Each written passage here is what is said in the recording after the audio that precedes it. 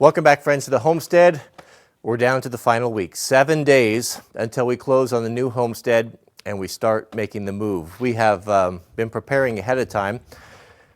We have so much stuff. The house isn't too bad. We don't have a lot of things in the house. We live kind of pretty Spartan regarding furniture and things, but well, when it comes to the shop and equipment, that's a whole nother story. What we've been doing is putting everything on pallets, boxing it up and shrink wrapping it, and the plan is to have my little old propane forklift. I'll have it delivered to the shop at the other end, and we'll have the forks on the tractor here and be able to make that move. And a lot of folks have really stepped up and volunteered to help or bring trailers or pickups. And again, it's so humbling to me. The irony of having an injury where I can't pick up boxes and stuff, well, it's been a very humbling thing for me. It's asking for help or needing help from folks is a very difficult thing for me. I've always really prided myself on being self-sufficient and self-reliant, and I've been a little reluctant to accept all of the gracious offers of help, but I'm starting to see that it's not really up to me anymore. And anyway, I just want to say thank you for all of those that you have offered. I was talking to my dad this morning, and he called up, and we were chit-chatting about a few different things. And what's so interesting is that I really fear, I don't fear, that's the wrong word. I'm concerned it's going to be things are getting really bad in our country, and the division between the haves and the have-nots is going to really widen. If you're not paying attention to this, if you're not seeing what's happening, all of the benefits from the government employees or government subsidies, the unemployment, all these things are running out now on folks. There was a lot of deferments of mortgage and rent payments for several different cities. Those deferments and those moratoriums are being raised where people are now losing their home. If you want to real sober read, go to Reddit r/unemployment, and you're going to start seeing the amount of stories of folks that are just out of options. It's terrifying. And one that I read that really struck home with me is someone wrote that we're no longer able to buy dog food. The dogs are eating what we're eating now, and we've got $60 in our account, and our landlord told us we have to be out in a week. You know, that's a tough situation. I was thinking about that, and you know, the prepper or the preparation mindset that I've had and so many of us had is that we've seen this coming, right? I've been talking about this for a decade. It was one of the reasons I see now why God has moved my family out into the country. But you can really get caught up, and kind of the conversation my dad and I was having, and he brought it up, he's like, how do we be yes, we have all that we need and more. We've been very blessed, and my dad is so interesting. My dad is in the process of selling many of his properties right now and consolidating. And our goal, what I would like to see is I'd like to have all my family together in place. I'm trying to get my parents out to where we're at so that it's going to get to the point where we're going to need to rely upon one another. There's no help that's going to be coming from the government. There's no help that's going to be, there's no amazing legislation that someone's going to pass that's going to change our situation. I think that we've reached a tipping point in this country where things are going to get really hard, and this winter is going to be really hard. We haven't even seen pain yet, but the pain's going to be starting next month. Look at the bread lines. Look at the jobs that are evaporating. Look at all the small businesses that are no longer going to exist.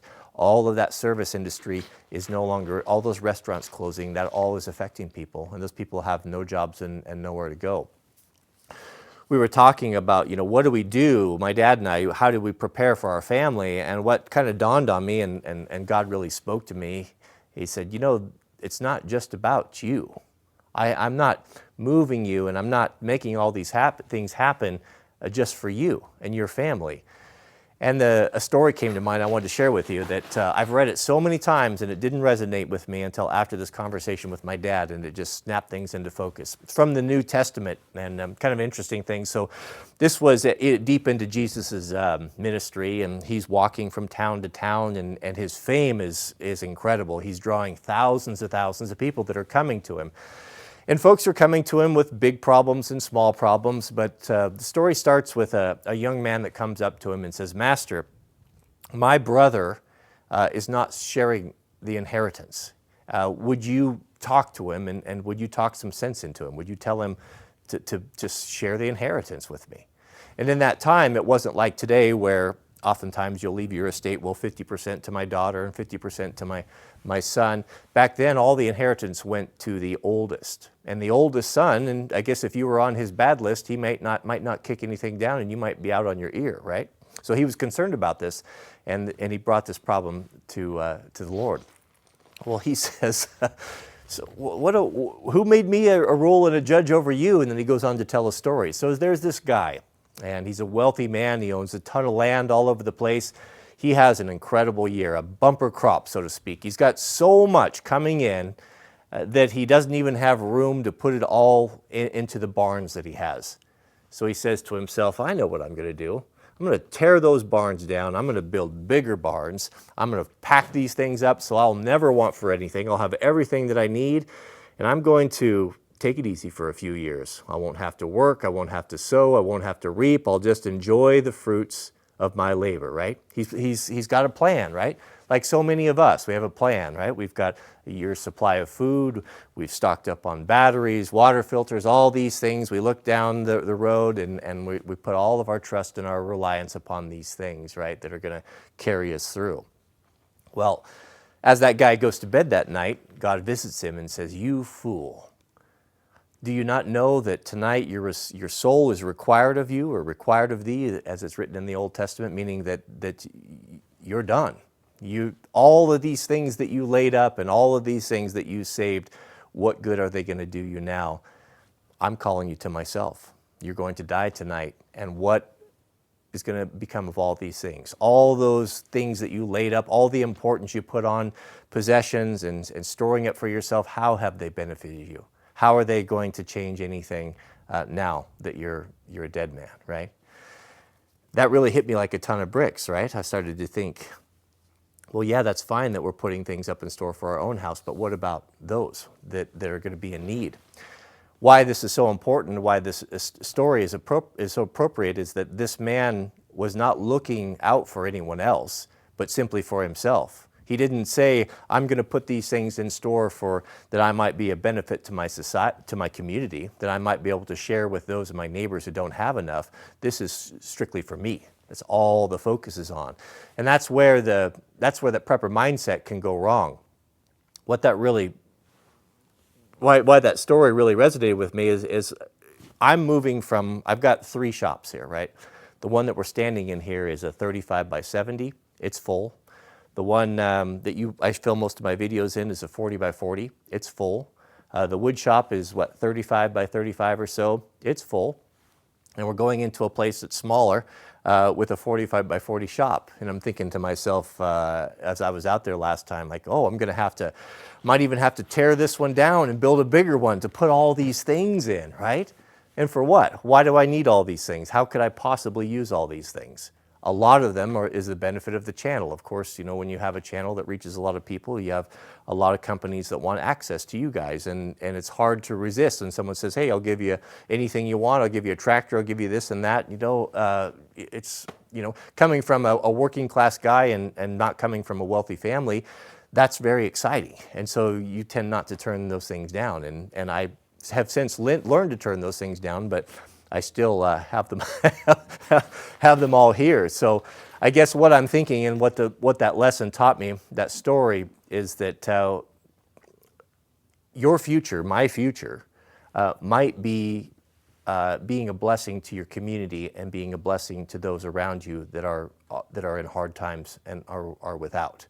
And you might want to start thinking about that. And that's the conversation that my dad and I had, was how can we take the blessings that we have received, and how can we use that to be a soldier for God in the final days? Because I'll tell you what, I talked about there being a tipping point in this country, and the point that the media loses and the point that people lose that are not connected spiritually, what's going on and what they don't understand, is that there's a division among people. There are people on God's side and there are people that are against God's side, against God. And that's what we're seeing, that division now with our Antifa and the strife and the difficulties and the way everyone's at each other's throat. That division is only going to widen.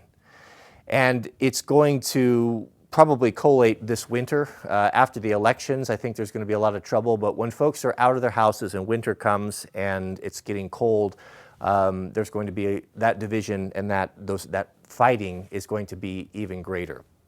And if you're looking to the government to provide you with food, or a check to cover your rent, or a check to cover lost wages and stuff because of the business that you worked at closed down, I wouldn't count on that.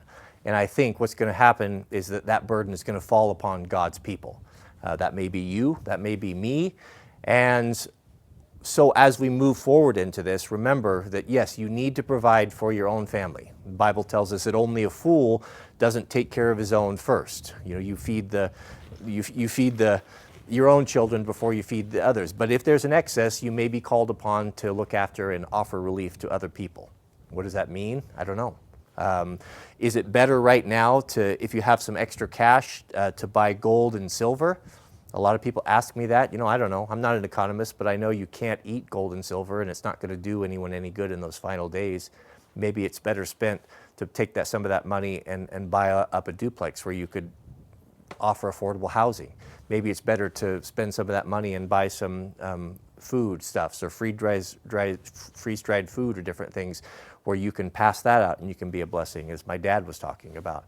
But the division is made. The lines have been drawn, and it's going to get worse and worse and worse. And those of us that are claiming to be God's people have been given a commission, I believe, and we may be called upon to be looking after our neighbors and folks that come into our life. So just kind of keep that in mind, and I'm thinking that as well. It's like these things that I have, rather than just storing them all up for maybe I can use them someday, maybe these things need to be given out, or maybe these things need to be sold and food bought, or maybe I need to even be thinking about buying a place where I can move friends and family members into. You know, I just don't know. But it's an exciting time. A lot of people are going kind of fearful about this. Not all the uncertainty, I know, is a little bit unsettling. But God is moving in a powerful way, and you know, He'll do whatever it takes to get His people in line, and for us to stand up and pay attention to what's going on, and it's going to be time to choose a side.